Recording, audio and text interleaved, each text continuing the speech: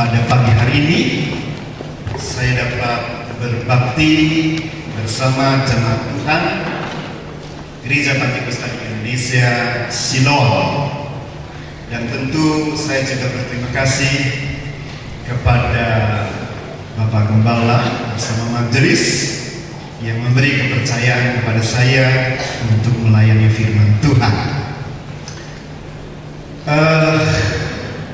Bagi beberapa jemaat yang lama, mungkin masih ada yang kenal dengan saya, ya.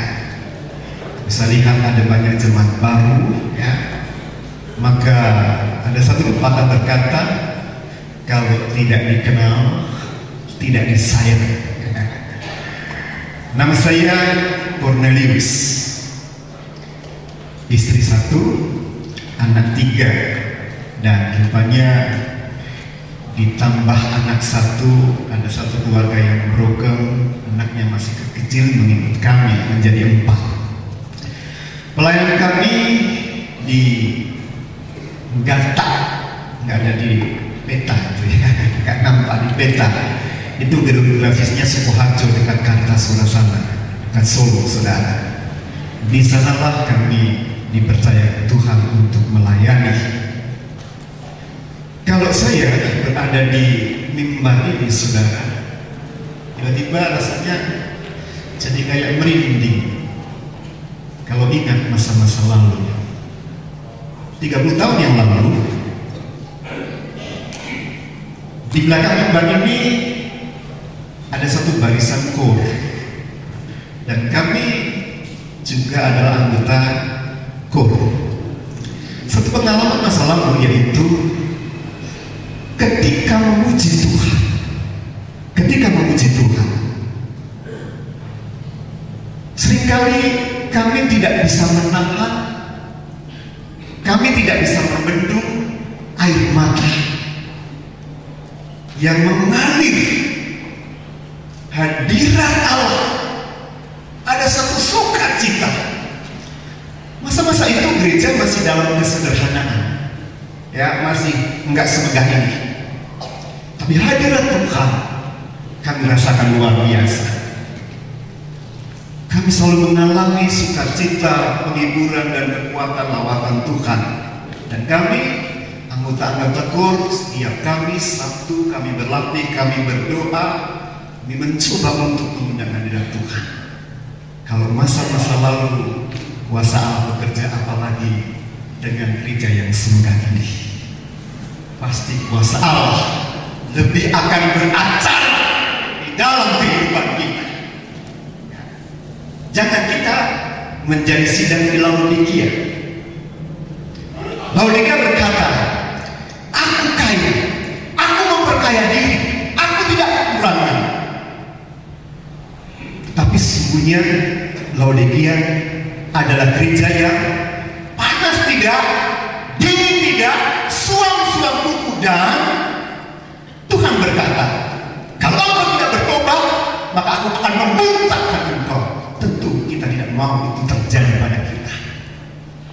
Tuhan katakan, lalu dia berkata, aku kaya, aku memperkaya diri, aku tidak berkekurangan.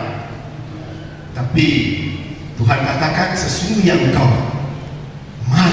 miskin, engkau melarat, engkau malang, engkau buta, engkau telanjang.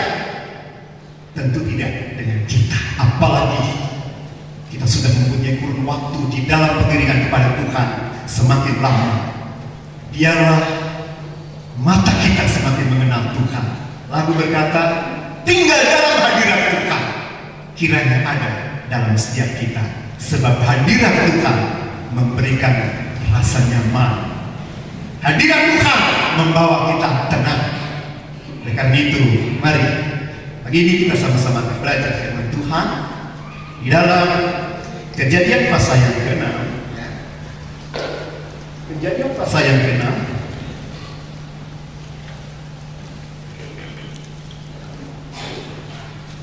ayat 1 sampai dengan ayat yang ke-8. Saya akan membaca pada ayat 1 sampai yang ke-4. Mulai ayat yang ke-5 kita sama-sama akan membacanya.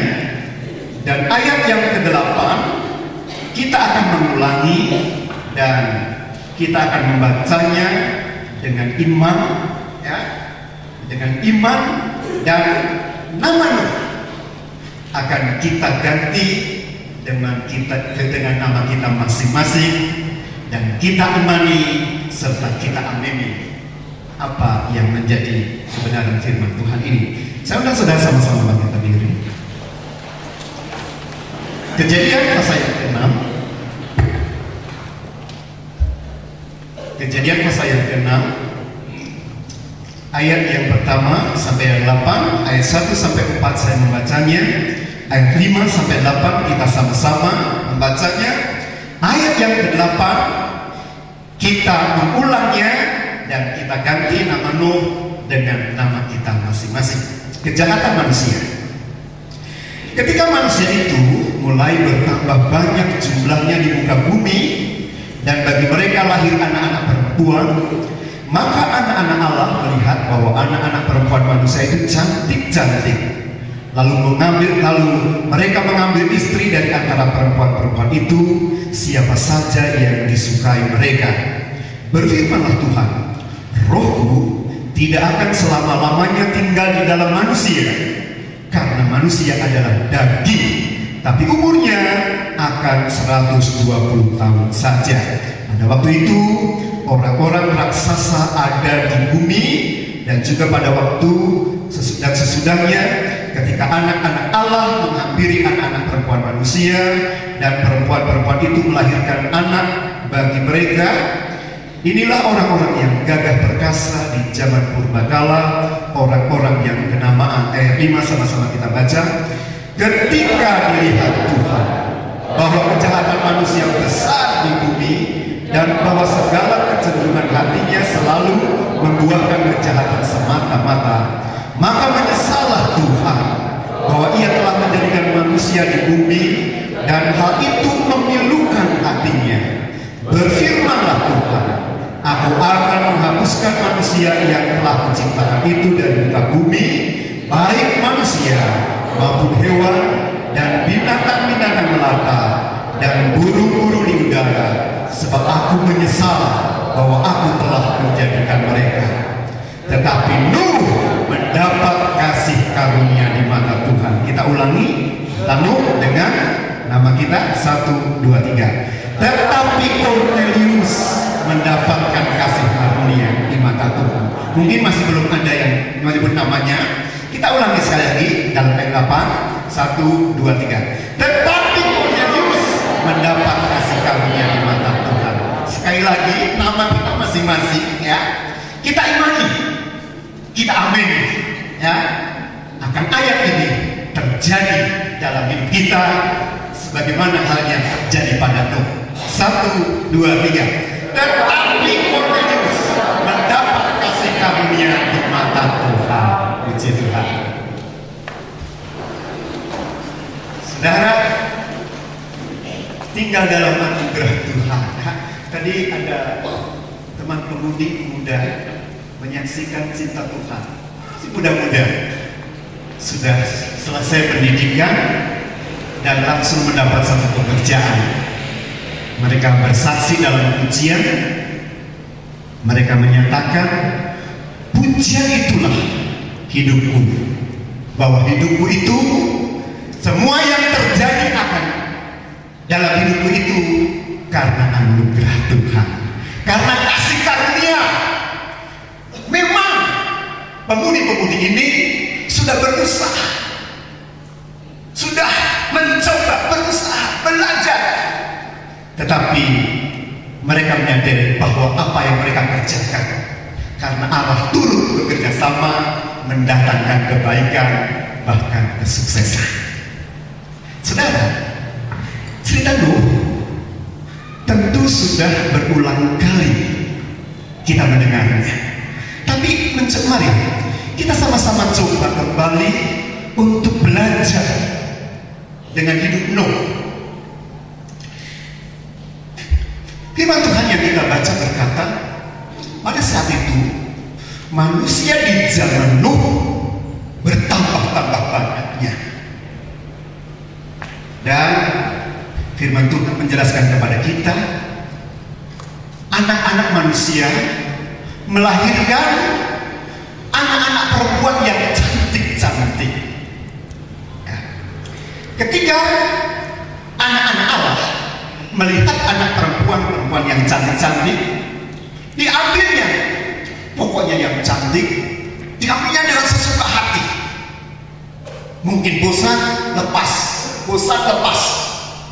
Jadi satu mengambil perempuan dalam satu pernikahan, bukan pernikahan yang kudus, tapi hanya lebih cenderung hawa nafsu, kesukaan diri.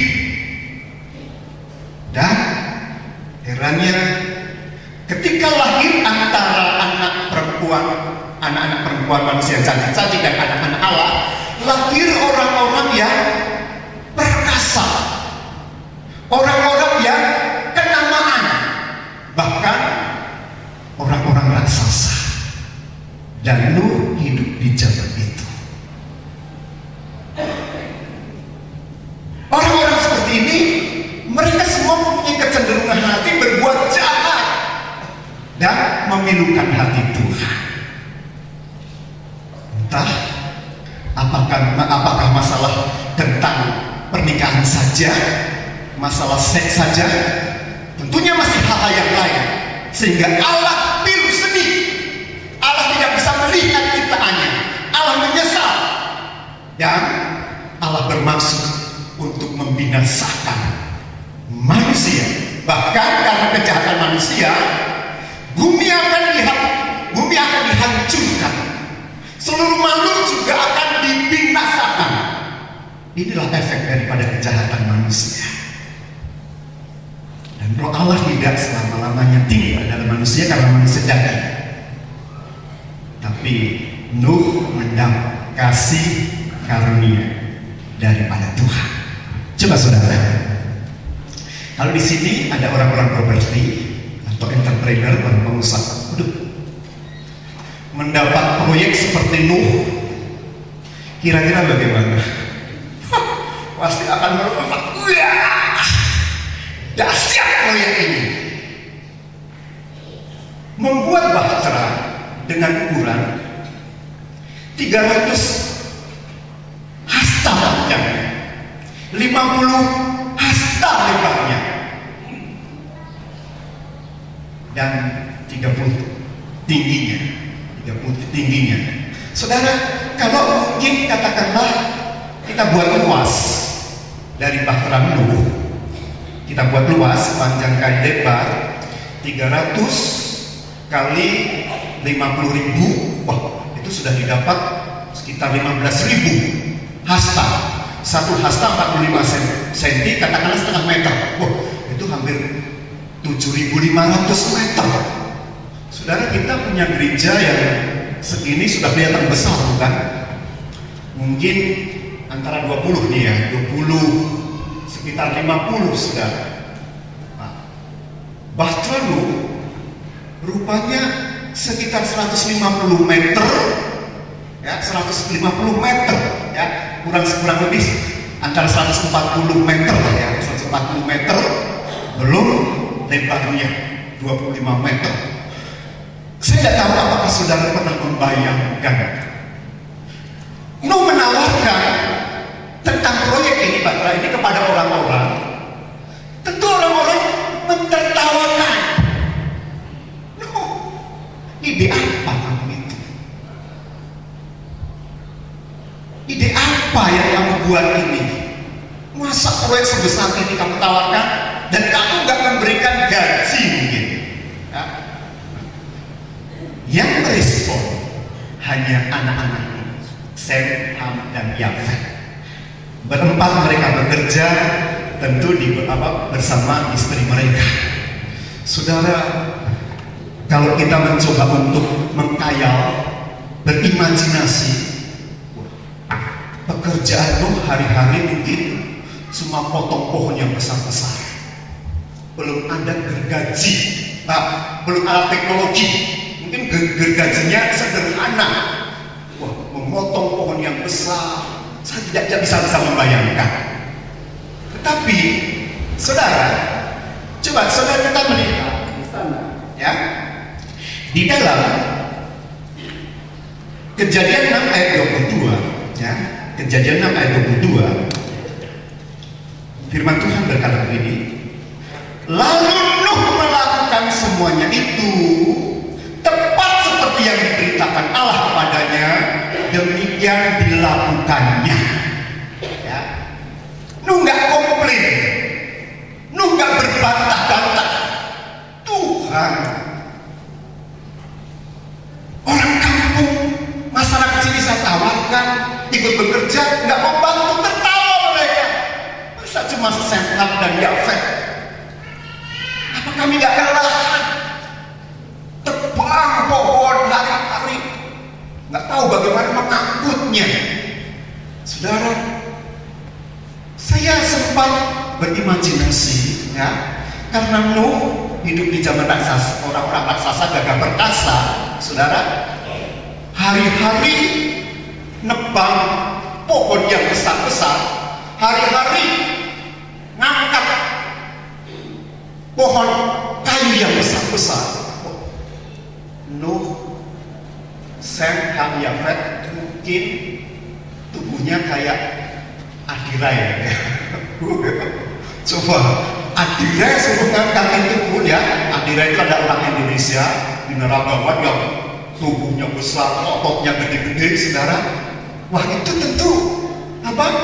Mungkin jangan-jangan Sem, Ham, Yafet juga karena hari-hari kerja, ya, ngangkat kayu besar-besar. Wah, mungkin bisa jadi ototnya besar, badannya juga besar, ya, luar biasa. Hal yang menarik, Nuh nggak komplain. Nuh melakukan apa yang diperintahkan Tuhan kepadanya. Saudara, ketika kami masuk dalam pelayanan, kami berbantah-bantah dengan Tuhan.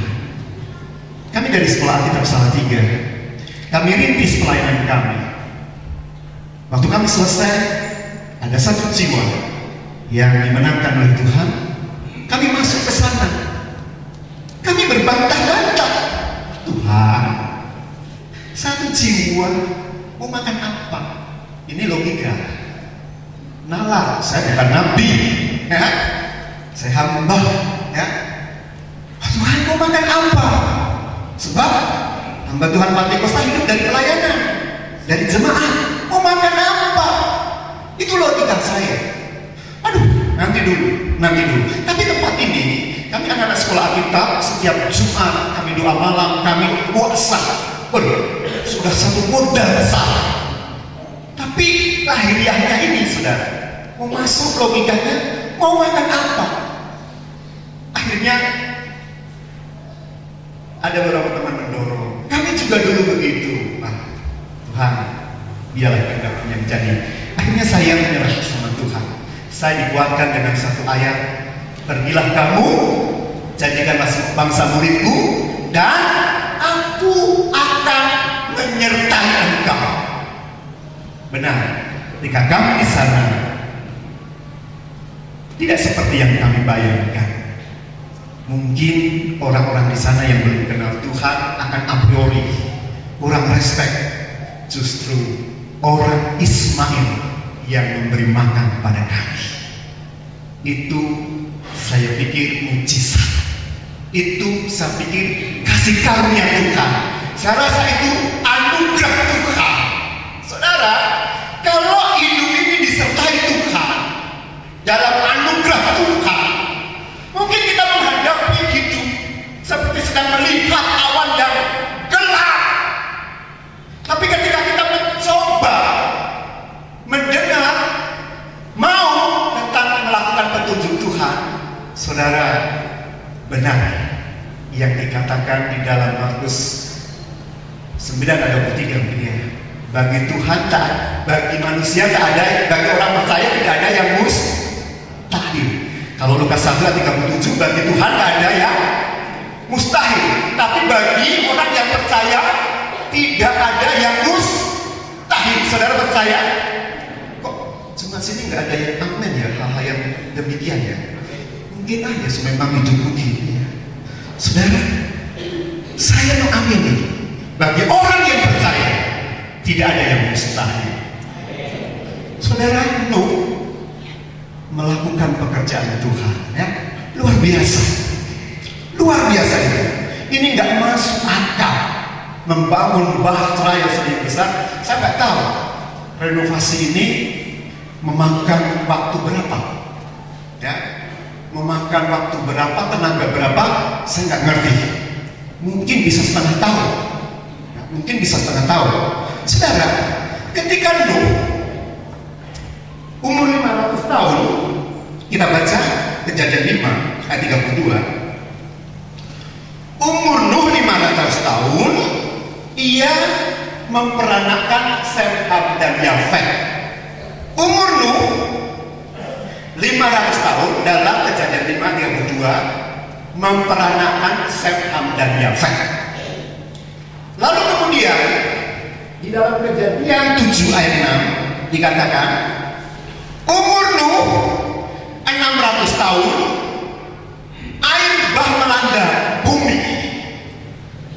Berarti antara 500 dan 600 kita dapatkan angka 100 tahun. Anak Nuh masih kecil-kecil. Katakanlah Sem, Ham, dan Yafet menikah dalam usia muda 60 tahun membuat bahtera. Hari-hari. Wah, lalu bagaimana makan mereka? Tentu Nuh juga pastinya pergi ke ladang mencampur supaya dapat makan. Nggak tahu ya yang memberi makan Nuh, atau mungkin seperti Elia bikin gunung gagak. Tidak ada satu penjelasan. Berarti kalau secara normal Nuh bekerja ke ladang supaya ada hasil, dia makan, membuat bahtera, dia juga bekerja di ladang supaya bisa meneruskan pekerjaan Tuhan. Nah, saudara, 60 tahun, katakanlah 60 tahun, hari-hari menebang pohon, hari-hari mengangkat beban, itu bisa membuat jenuh, bisa membuat rasanya hilang kekuatan, semangat. Tapi tidak demikian dengan Nuh.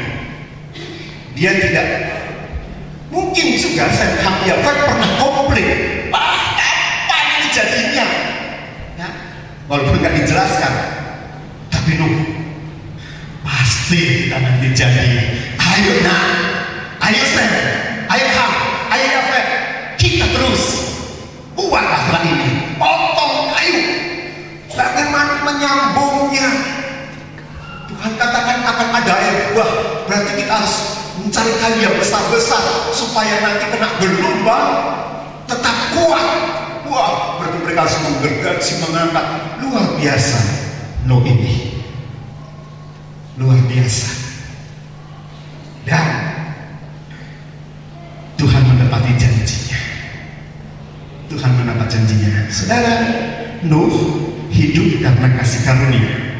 Kalau kita baca di dalam Ibrani 11 ayat 7, Ibrani 11 ayat yang ke-7,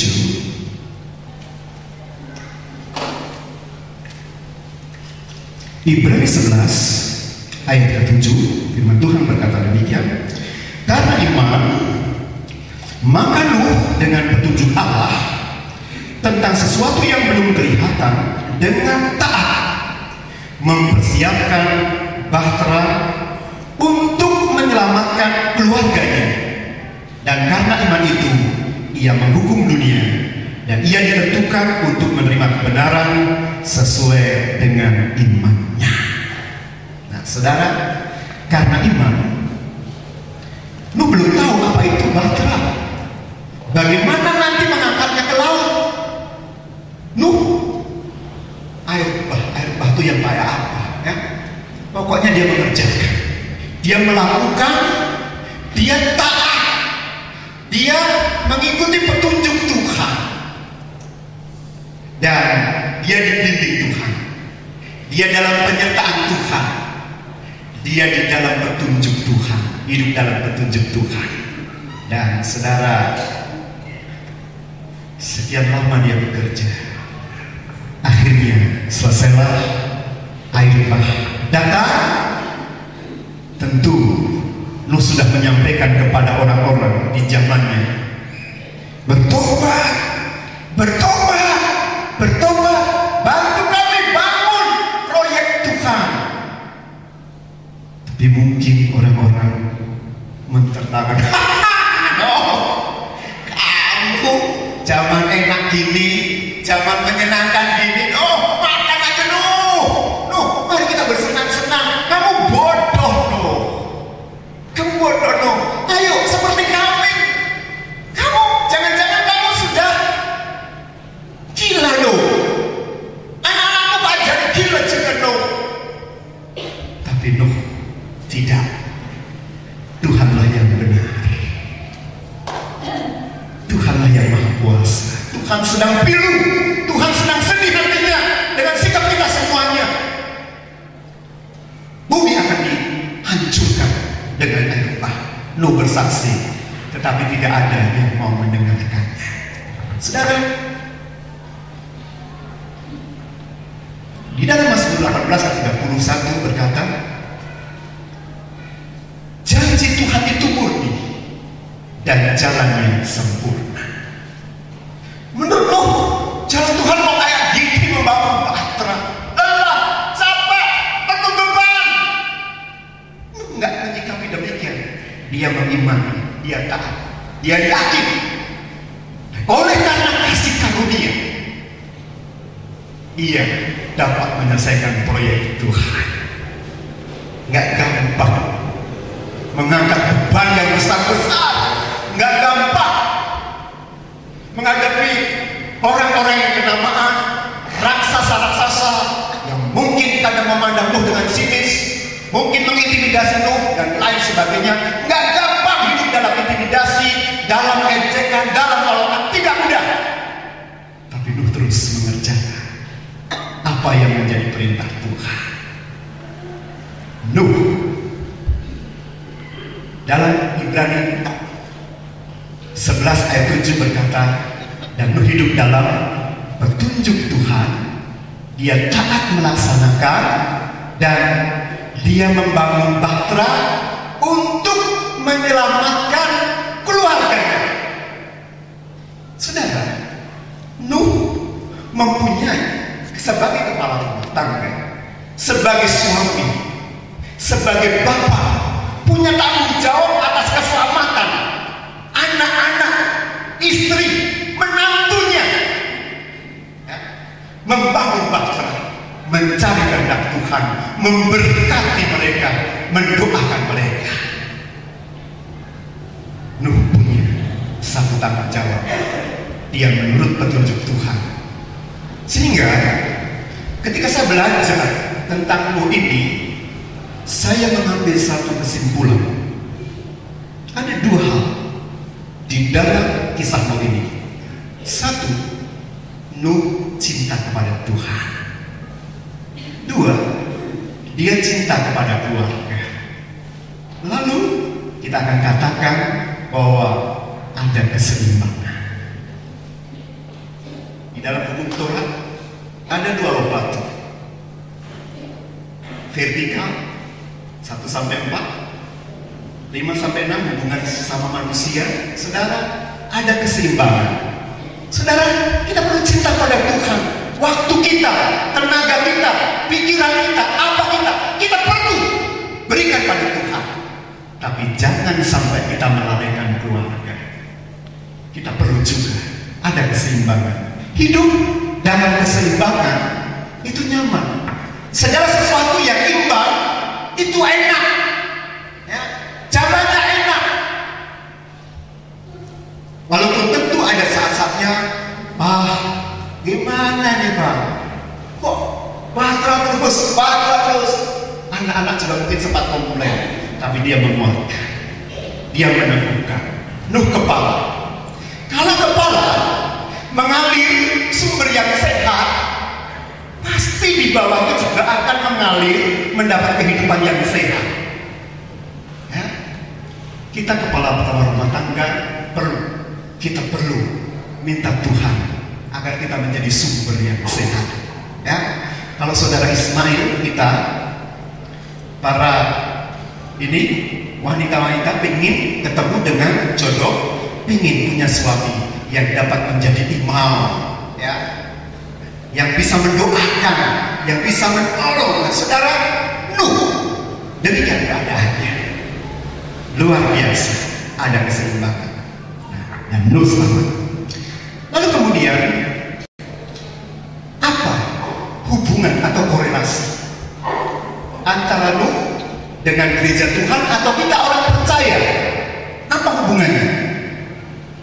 Apa penerapannya? Ya? Aplikasinya apa? Saudara, kita akan baca di dalam Efesus 2 ayat 8-9. Efesus 2 ayat 8-9. Sebab karena kasih karunia kamu diselamatkan oleh iman, itu bukan hasil usahamu, tetapi pemberian Allah. Itu bukan hasil pekerjaanmu. Jangan ada orang yang memegahkan diri, karena kita ini buatan Allah, diciptakan dalam Kristus Yesus untuk melakukan pekerjaan baik yang dipersiapkan Allah sebelumnya. Ia mau supaya kita hidup di dalamnya. Saudara, Allah mau supaya kita hidup di dalam kasih karunia. Indah hidup dalam kasih karunia itu. Di dalam ayat 1-4, memang kalau di dalam kelompok tubuh bersama, seringkali ini menjadi satu bahan pertanyaan. Ya, wah, ini anak-anak manusia, anak-anak Allah itu apa sih artinya? Ya, menikah, melahirkan manusia-manusia yang demikian perkasa dan lain sebagainya, tapi jahat. Kalau di dalam tradisi kuno, saudara, dikatakan tradisi Yahudi kuno dan Kristen kuno, ada satu penafsiran bahwa anak-anak Allah itu adalah malaikat-malaikat yang sudah jatuh. Tetapi itu terjadi pada abad 1 dan 3. Baru abad 4, pujangga-pujangga Kristen menyatakan anak-anak manusia adalah keturunan Kain. Kain membawa korban yang salah, tidak diperkenan oleh Tuhan.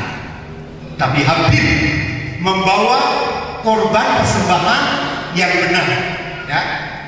Lalu kemudian Habil dibunuh oleh Kain, digantikan Set mewakili juga tentu penyembahan yang benar. Sebab di akhir zaman yang suci dan yang fasik akan berjalan bersama-sama sampai kedatangan Tuhan nanti. Nanti Tuhan akan membedakannya. Nah, saudara, kita akan melihat satu penerapan hubungan. Ya, tadi katakan Efesus 2 ayat 8 berkata, sebab oleh karena kasih karunia kamu diselamatkan. Itu bukan usahamu, itu bukan pekerjaanmu, supaya jangan ada yang memegahkan diri. Siapa saudara, siapa saya? Kita orang berdosa. Roma berkata, tempat dosa maut, jangan kita sedang menuju kepada kebinasaan, menuju pada neraka, menuju pada siksa kekal. Tapi oleh karena karya darah Yesus, darah Yesus yang mengalir di Kalvari, dia sudah mati, namun dia hidup. Dia bangkit hidup ketika kita percaya kita diselamatkan. Jalan kita bukan kepada kebinasaan, tetapi kalau dulu kita orang-orang lama berkata, jalanku menuju ke surga, di sanalah tanah airku, sanalah kesenangan Bapa, kumpul sama-sama Allah Bapakku. Kalau lagu-lagu sekarang saya kurang bisa, ya. Lagu-lagu sekarang saya kurang bisa, ya. Lalu jalanku menuju ke surga, di sanalah tanah airku, sanalah kesenangan Bapa, kumpul sama-sama Allah Bapakku. Nah, saudara, setelah kita diselamatkan, kita dibawa kepada jalan pengharapan. Nah, ketika kita ada di bumi, Tuhan berjanji untuk menyertai kita.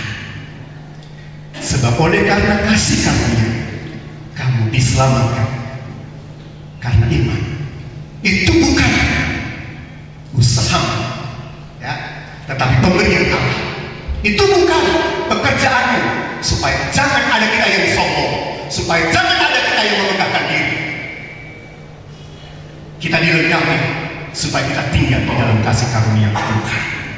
Saudara, kalau Allah berfirman kepada Nuh ayat bah, kepada kita, apa Tuhan berfirman tentang bumi kita? Kita baca di dalam 2 Petrus 3, 9 dan 10. 2 Petrus 3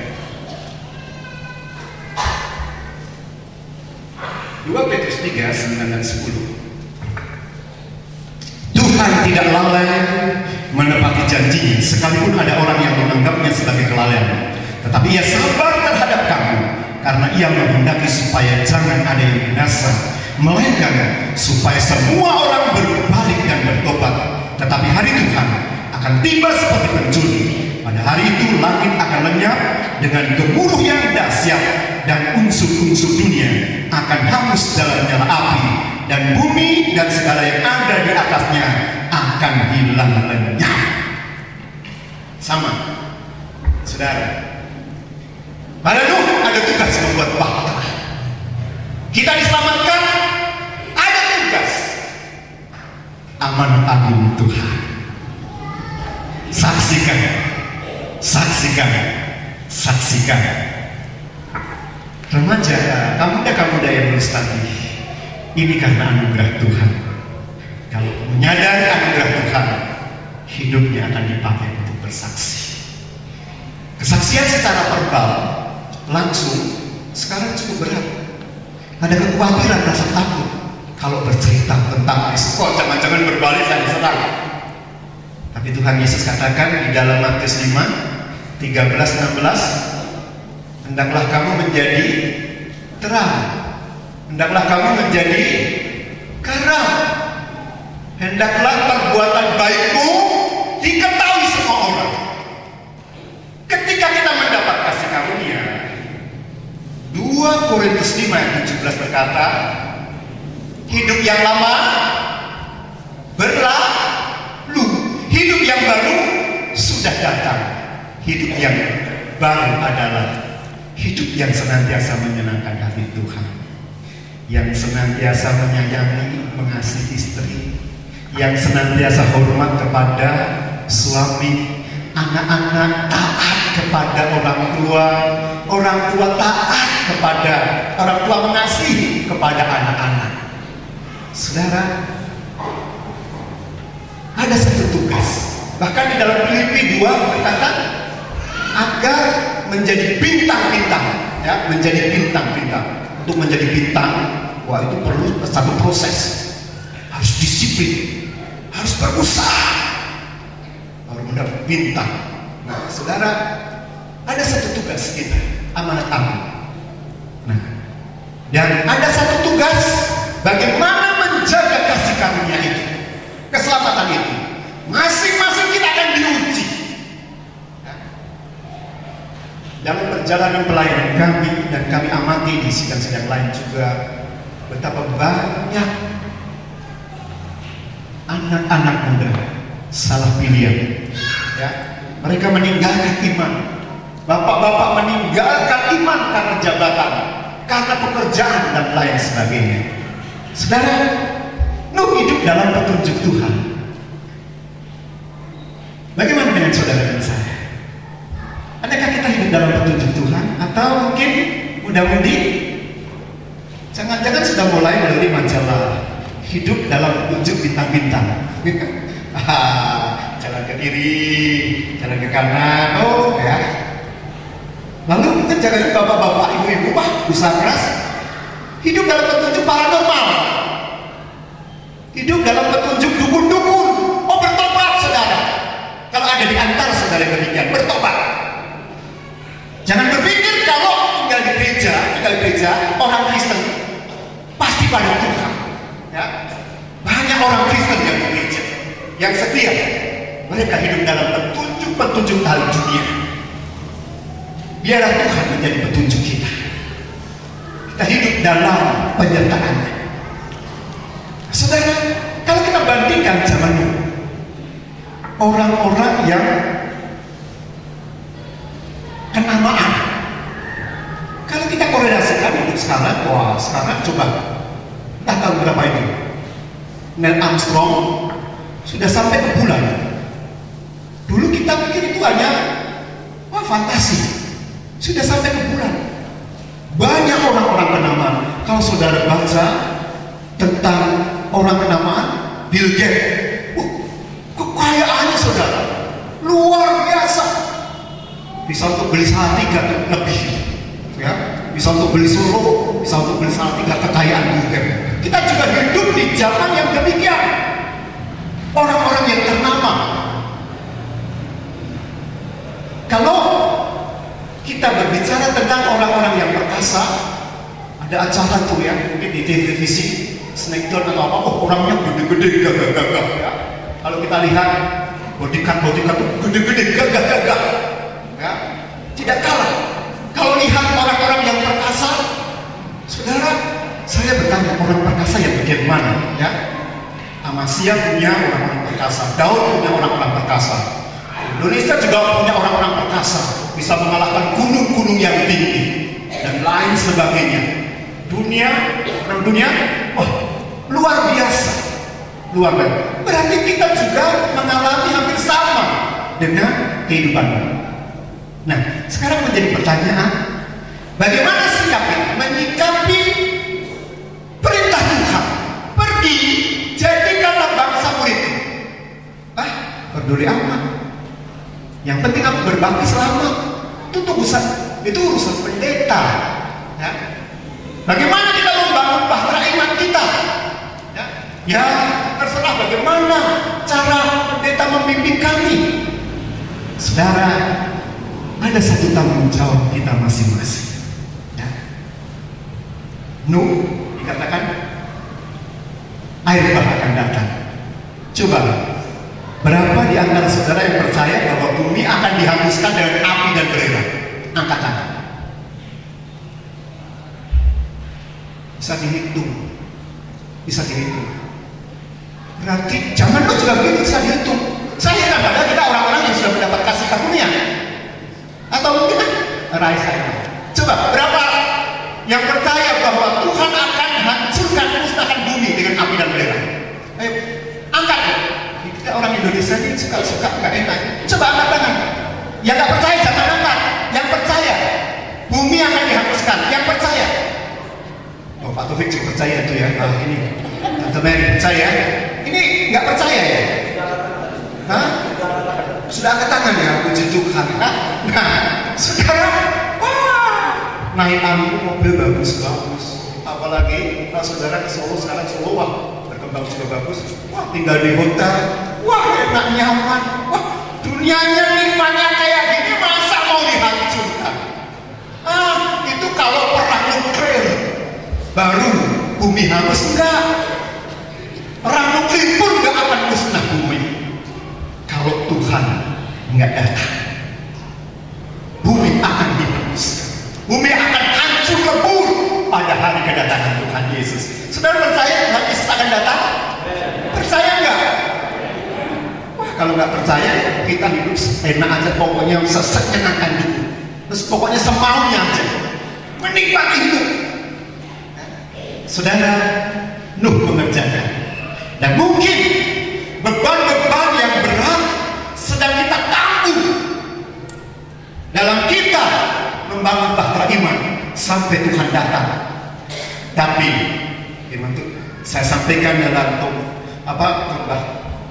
firman pagi hari ini, mari kita hidup di dalam kasih karunia Tuhan. Mari kita tinggal di dalam kasih karunia Tuhan. Kasih karunia Tuhan membuat Nuh bisa kuat hadapi orang-orang di zamannya. Kasih karunia Tuhan membuat Nuh bisa mengangkat beban berat. Pengurapan mengubah hidup kita menjadi orang Kristen yang bukan cengeng. Firman Tuhan berkata, orang yang mengeluh tentang nasibnya, menggerutu, tidak akan sampai ke Kanaan, tidak akan sampai ke surga. Saudara, hati-hati. Adakah kita perlu periksa diri, apakah kita tinggal tinggal dalam kasih karunia Tuhan. Orang yang tinggal di dalam kasih karunia Tuhan, anugerah Tuhan, dia yakin, dia percaya, dia yakin Tuhan tidak akan meninggalkannya. Dia yakin bahwa kalau persoalan datang, ini cara Tuhan untuk membawa saya naik untuk lebih mengerti dan menikmati hadirat kuasa Tuhan. Hari-hari ini bukan hanya kita, bukan hanya jemaat Tuhan, bukan hanya pelayan Tuhan, bahkan hamba-hamba Tuhan pun terpancing untuk mengeluh, terpancing untuk putus asa menghadapi persoalan. Tapi Nuh mendapat kasih karunia, dan Efesus berkata, hendaklah kamu mengerti bahwa engkau sudah mendapat kasih karunia. Jangan kasih karunia Tuhan itu engkau abaikan. Nikmati kasih karunia-Nya dengan cara tadi. Nuh, dia taat. Dia taat. Karena Nuh taat, dan Nuh hidup dalam petunjuk Tuhan. Nuh hidup dalam penyertaan Tuhan.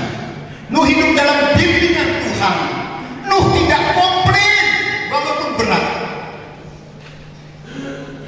Kadang kita hanya bertanya atas persoalan kita, kok Tuhan tuh gini? Mana kasihnya? Mana keadilannya? Kok tadi lagu berkata hidup dalam anugerah, hidup dalam pengurapan, diubahkan. Kok pancet aja hidupku, kok malah tambah susah? Selidik diri saudara. Jangan-jangan Kristus tidak tinggal di dalam hidup kita. Kita hanya dalam pengakuan sebagai orang Kristen. Kita hanya sebagai pengakuan sebagai anak-anak Allah, tapi Roh Allah tidak tinggal dalam kita. Saudara, kasih karunia membuat kita untuk hidup taat, untuk kita hidup dalam petunjuk Tuhan. Nah, saudara yang kasih Tuhan, kita harus hati-hati. Kita perlu minta pada Tuhan agar cerahkan mata kita. Di zaman Nuh, hidup pernikahan betapa mengerikan. Saudara, waktu Obama menjadi presiden, saudara, dia mengesahkan undang-undang, ya. Satu undang-undang disahkan oleh Presiden Obama, yaitu laki-laki dengan laki-laki bisa menikah diberkati dalam gereja. Mungkin perempuan dengan perempuan diberkati menikah dalam gereja. Bukan hanya di persatuan. Saudara, sebenarnya keadaan di zaman kita juga menyedihkan, memprihatinkan. Mungkin juga Tuhan hari-hari ini pilu kebebasan seks di kalangan anak remaja begitu bebasnya, tapi juga banyak para dewasa, bapak-bapak, kalau di rumah alimnya, rohaninya luar biasa sama istri, tapi di luar, kalau di gereja alimnya luar biasa, di luar, saudara, wah, manis tertawanya. Istri-istri juga bernikah, selingkuh. Saudara, kira-kira pilu tidak hati Tuhan? Saatnya kita belajar seperti ini, taat pada firman. Saudara, ada keseimbangan. Hari-hari ini kita umat Tuhan ada di kalangan remaja pemuda, sedang terbangun satu filosofi atau pandangan hidup, yaitu mumpung remaja muda, kerja. Bagaimana kaya? Mereka lalu berpikir, sebab dengan kekayaan itu kita bahagia, kita senang, kita pokoknya. Ada satu filosofi demikian. Saudara, akhirnya waktunya nggak ada untuk Tuhan. Waktu kosong jiwanya, nggak ngerti kehendak Tuhan. Jangan sampai kita demikian juga, saudara. Wah, kerja, kita harus kerja. Bukan Yesus katakan selagi hari siang, Kita harus malah bekerja, ya. Gunakan waktu kita harus bekerja, tapi perlu satu keseimbangan. Bangun jasmani, bangun rohani, supaya ada keseimbangan, ada satu kenikmatan. Saudara, Nuh mendapat kasih karunia. Biarlah Tuhan tolong kita. Di dalam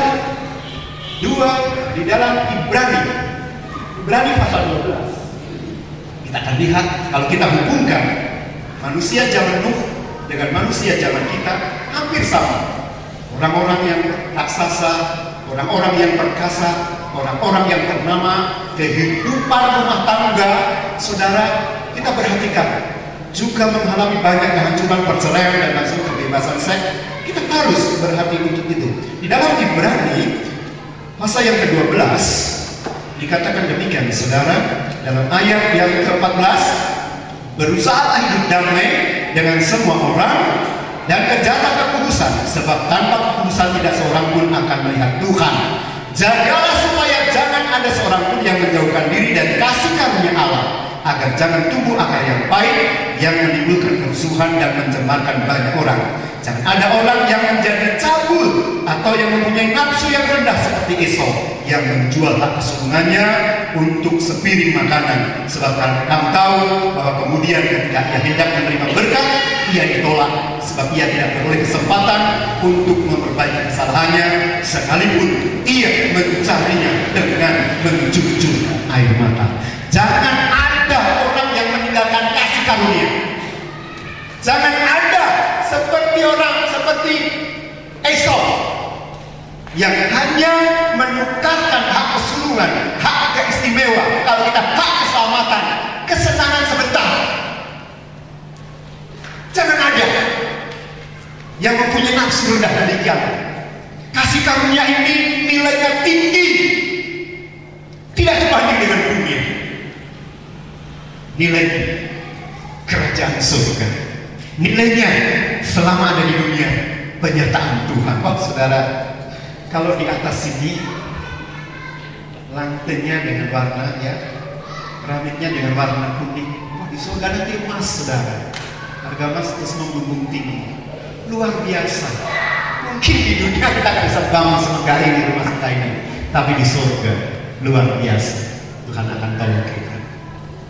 Selama ada di dalam dunia, Tuhan berjanji untuk menolong kita. Jangan ada yang meninggalkan kasih karunia.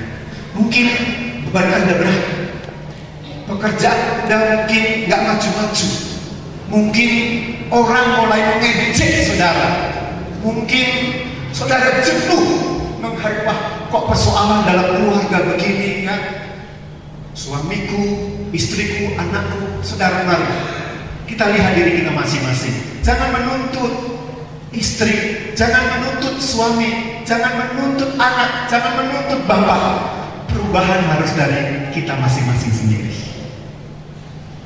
Kita sendiri yang melakukan perubahan, supaya pantulan perubahan kita dirasakan suami kita, dirasakan istri kita, dirasakan anak-anak kita. Kadang stres, ada bapak-bapak stres, ada ibu-ibu stres, ada anak-anak stres. Oh enggak, bapak ayo ini terus, bapak ini terus, anak ini terus. Saudara, minta kasih karunia Tuhan. Kalau Anda mau berubah kepada yang lebih baik dalam kasih karunia, minta kuasa Tuhan. Jangan mempersalahkan, ya. Kita minta, kita doa, kita yakini Tuhan pasti tolong kita. Saudara, jangan ada yang meninggalkan kasih karunia. Saya tahu bagaimana beban Anda, tapi Anda dapat membayangkan bagaimana beban Nuh ketika membangun, sementara menangkap, orang mengejek, orang menghina, orang mempermalukan, orang merendahkan. Tapi Nuh tetap pikul. Aku yakin akan datang. Aku yakin keluarga akan diselamatkan. Aku yakin aku selamat. Beban berat, tapi kasih karunia Tuhan, penyertaan Tuhan, pembelaan Tuhan dinyatakan padamu. Mungkin kita sudah hilang dari kasih karunia yang ada hari-hari ini. Mungkin ada pribadi yang sedang putus asa. Hidupku tidak mungkin berubah. Nasib memang sudah menjadi bagianku. Ada orang yang sudah menyesali hidup. Ada orang yang sudah menyesali rumah tangganya. Ada orang yang sudah mulai jenuh dengan pekerjaannya. Ada orang yang sudah mungkin mulai, loh, hidupku memang, ya, aku bersyukur cuma jadi orang Kristen saja. Saudara dipanggil untuk diberi kemenangan. Sudah dipanggil supaya Anda berpengharapan. Yakin Tuhan Yesus tidak pernah berubah. Dulu, sekarang, dan selama. Apapun mungkin engkau sudah menyesali penyakitmu, Tuhan Yesus tidak pernah berubah. Dia masanya sama.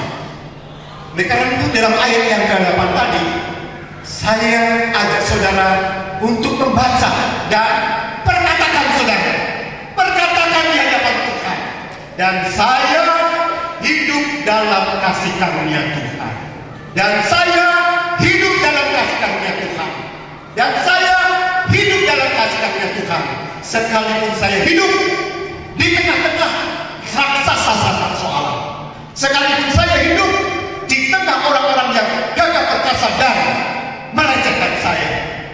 Mungkin persoalan melecehkan saya ditertawakan. Mari saya ajak Anda bersama meyakini bahwa Tuhan Yesus tidak pernah berubah. Kuasanya tidak pernah berubah. Ada teman saya, sulit untuk mengerti rencana Tuhan kadang. Dia sangat memberkati saya. Kami melayani di desa, saudara. Dia ingat teman satu muda dulu. Dia berada di luar kota, tapi hari-hari ini dia sedang dihadapkan persoalan. Dia mengalami gangguan pendengaran, saudara. Dokter sudah angkat tangan.